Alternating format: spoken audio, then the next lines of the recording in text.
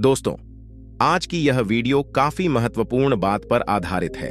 एक ऐसी बात जो लगभग हर इंसान अपने जीवन में महसूस करता ही है, और वो है मजबूरियां। आज के इस वीडियो में हम जानेंगे मजबूरियों को देखने का सही तरीका क्या है।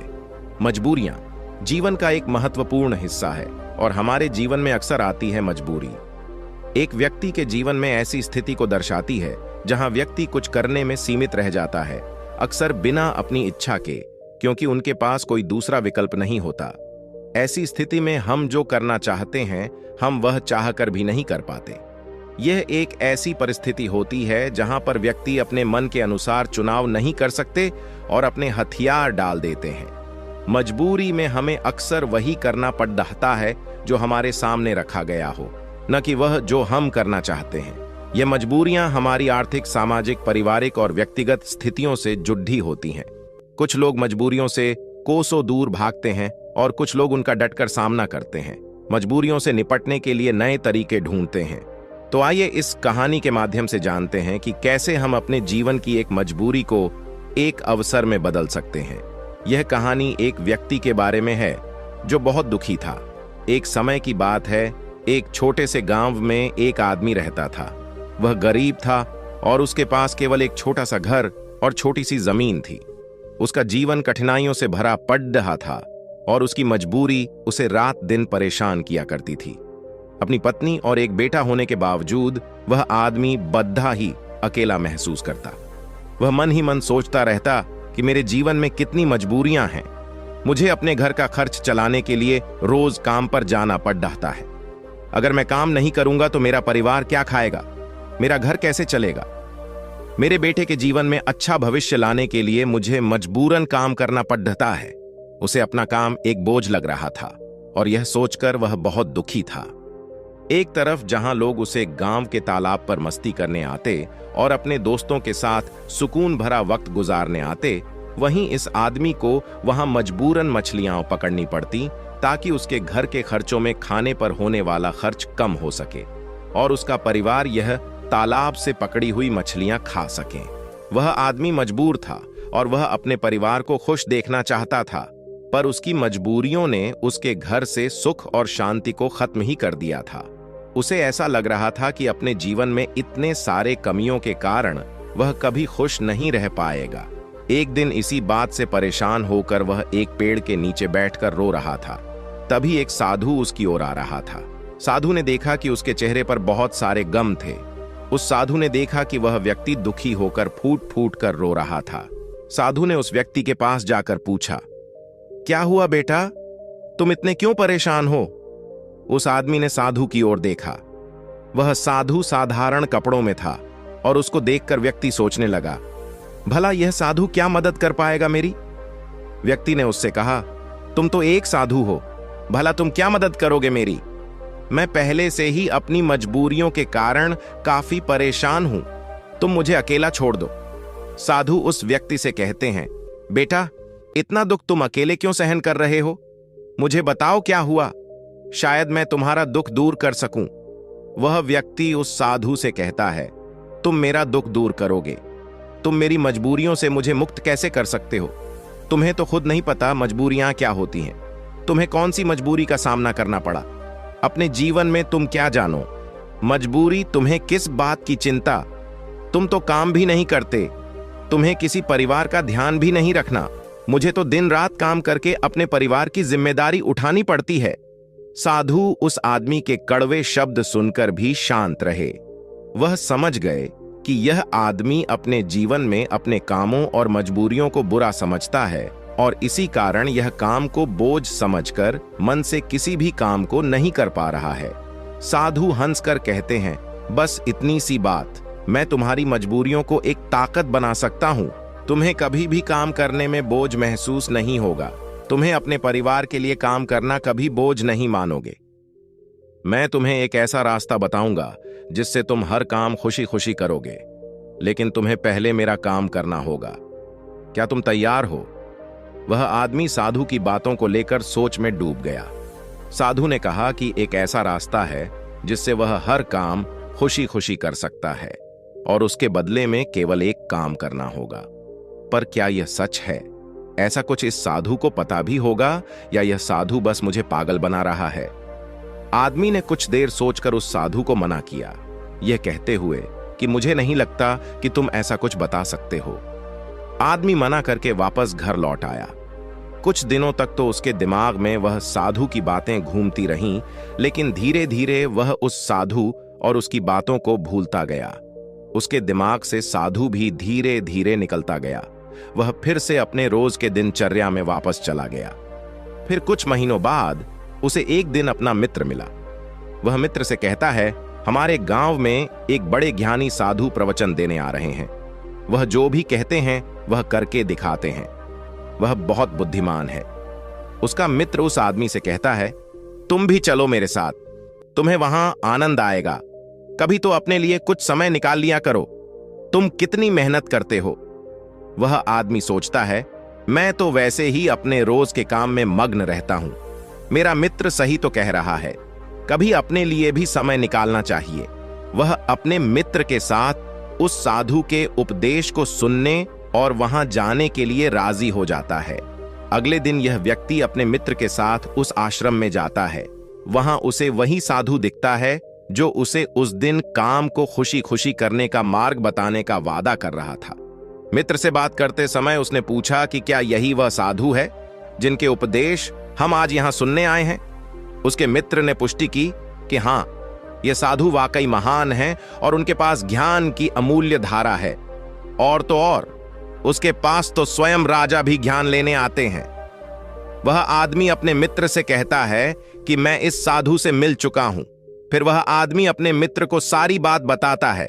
उसका मित्र पूरी बात सुनकर कहता है, अगर यह साधु ने तुम्हें वचन दिया है तो अवश्य ही वह उसे पूरा करेंगे। तुम्हें उनसे फिर से मिलना चाहिए। आदमी फिर मन ही मन यह सोचता है कि क्या मेरा अब उनसे मिलना ठीक रहेगा? मैं उन साधु के पास जाऊं कि नहीं, वह मेरे बारे में क्या सोचेंगे? परंतु अब उसके मन में यह विश्वास था कि वह साधु उस दिन उसे पागल नहीं बना रहे थे। और अगर थोड़ी सी भी उम्मीद है कि मैं एक ऐसा रास्ता जान जाऊंगा जिससे मुझे कोई भी मजबूरी, कोई भी पीड़ा छोटी लगने लगेगी और मैं उस काम को खुशी खुशी करूंगा, तो यह मुझे जानना ही है।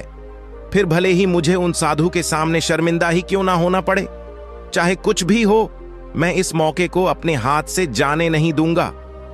यही सोचकर वह आदमी उन साधु से मिलने का निश्चय करता है। उपदेश समाप्त होते होते शाम हो चुकी थी। जैसे ही वह उपदेश समाप्त हुए, सब लोग आश्रम से बाहर जाने लगे। वह आदमी उस साधु के पास जाता है। वह आदमी कहता है, गुरु, क्या आपको याद है, मैं आपको मिल चुका हूं। मुझे माफ करना, मैंने आपको उस दिन काफी भला बुरा कहा और मैं उस वजह से बहुत शर्मिंदा भी हूं।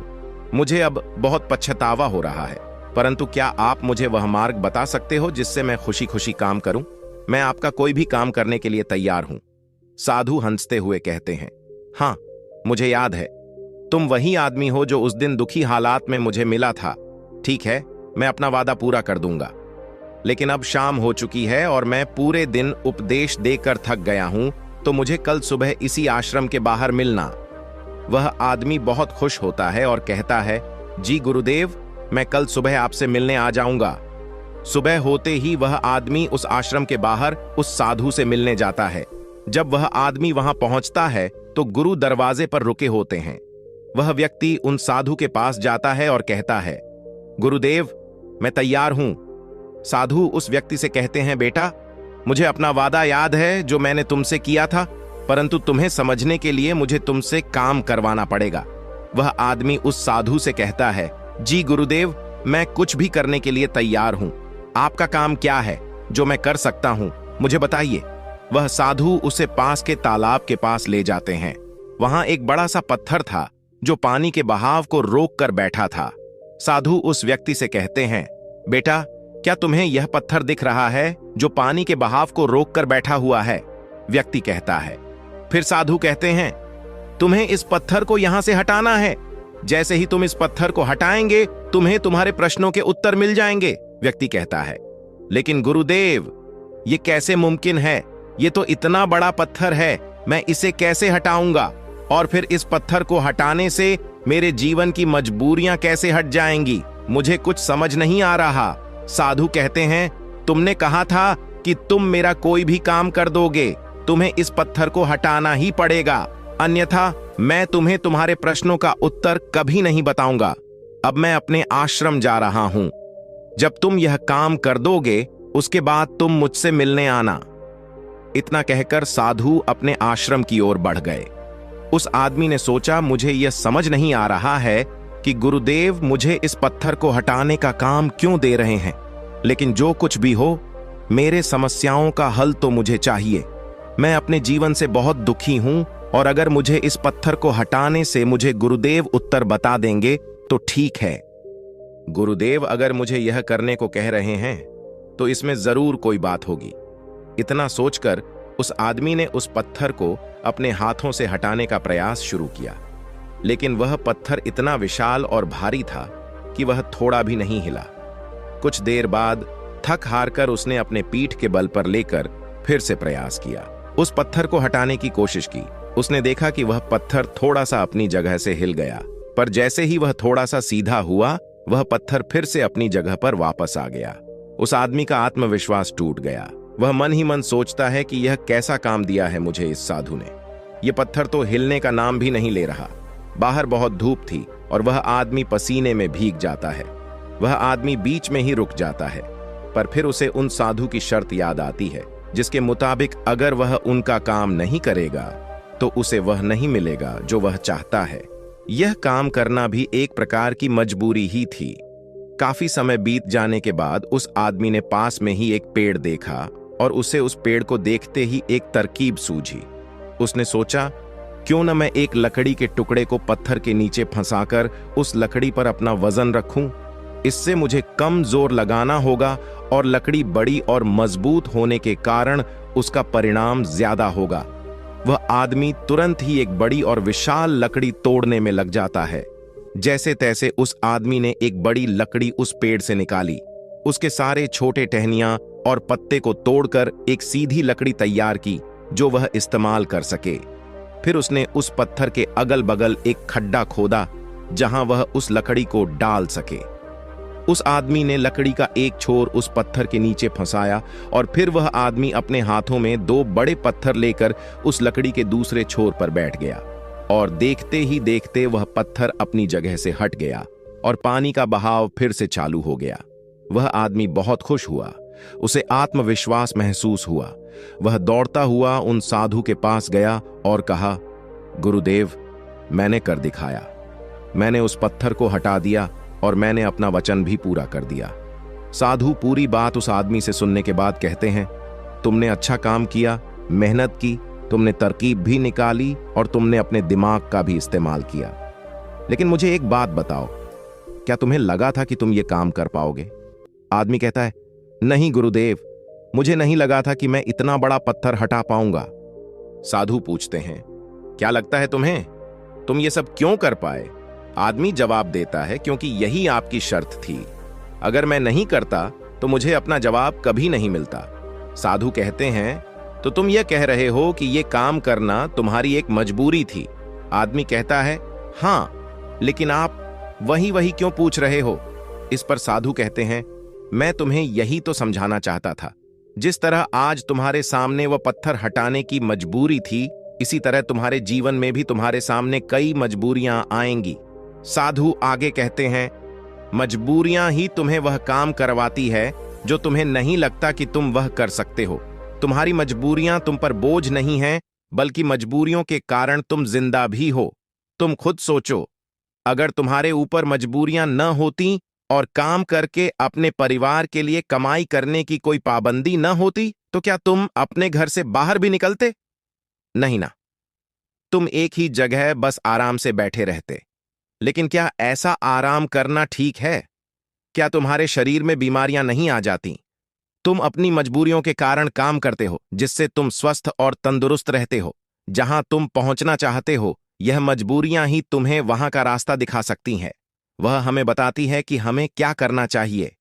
उस लक्ष्य तक पहुंचने के लिए तुम्हारी समस्या यह नहीं है कि तुम्हारे ऊपर मजबूरियां हैं, बल्कि तुम्हारी समस्या यह है कि तुम उन मजबूरियों को एक बोझ समझ रहे हो। हमारी मजबूरी हमारे लक्ष्यों को प्राप्त करने में हमारे लिए एक माध्यम बन सकती है और हमें नए दिशाओं में ले जा सकती है। जैसे कि तुमने लकड़ी का उपयोग किया ताकि उस पत्थर को हटा सको। ऐसा ही कुछ हमारे साथ जीवन में भी होता है जब हमसे ऊंचे स्तर के लोग जैसे कि हमारे बॉस या फिर माता पिता या फिर कोई गुरु हमें कोई कठिन काम देते हैं तो हमें लगता है कि यह काम हमारे लिए बहुत मुश्किल है। उदाहरण के रूप में, जब हमारे बॉस हमें एक बड़े और कठिन काम को संभालने का काम देते हैं, या जब तुम्हारे व्यापार में कोई विरोधी व्यापारी तुम्हारी तकलीफ बढ़ा देता है जो तुम्हारे लिए मुश्किल होता है, तो तुम कैसे उसका सामना करोगे? अक्सर हम नहीं चाहते कि ऐसी समस्याएं हमारे सामने आएं, लेकिन सच्चाई तो यह है कि वह हमारे सामने है और हमें हमारे लक्ष्यों को प्राप्त करने से रोक रही है। क्या लगता है आपको ज्यादातर लोग इस स्थिति में क्या करते होंगे? बेशक, कोई नहीं चाहता कि वह संकट में आए, लेकिन जब एक विशाल समस्या उनके सामने खड़ी होती है, ऐसी कठिन समस्याएं जो उन्हें परेशान करती हैं, तब क्या करते होंगे लोग? जब भी हमारे जीवन में विशाल और भयानक समस्याएं आती है, तो हकीकत में वह हमसे सवाल पूछती है, क्या तुम इस लक्ष्य के काबिल हो? क्या तुम इस परीक्षा का सामना कर सकते हो? आप क्या करोगे? क्या होगा आपका उत्तर इस प्रश्न पर? क्या होता है जब आपके सामने एक समस्या खड़ी हो जाती है जिसका समाधान आपके लिए मुश्किल होता है? क्या आप भाग जाएंगे? क्या आप अपने लक्ष्य को किस्मत के हाथों छोड़ देंगे? अगर हम इतिहास की ओर देखें तो हजारों लोगों ने इन सारे प्रश्नों का उत्तर ना में दिया। उन्होंने अपने हथियार डाल दिए, अपने लक्ष्य को छोड़ दिया, सिर्फ इसलिए क्योंकि उनके सामने एक बड़ी समस्या आ गई थी। ऐसा हम आज के युग में भी करते हैं। हम हार मान लेते हैं। हम अपने उच्च स्तर के लोगों को पागल तक कह देते हैं कि क्या सोचकर मुझे यह काम सौंपा गया, यह काम तो किसी से भी नहीं होने वाला, या फिर हम अपने लक्ष्य को त्याग देते हैं यह कहकर कि शायद यह लक्ष्य मेरे भाग्य में ही नहीं है। लेकिन इतिहास के कुछ लोगों ने इस प्रश्न का उत्तर हाँ में दिया। वे डटकर खड़े हुए और समस्या के आंखों में देखकर उसका समाधान निकाला।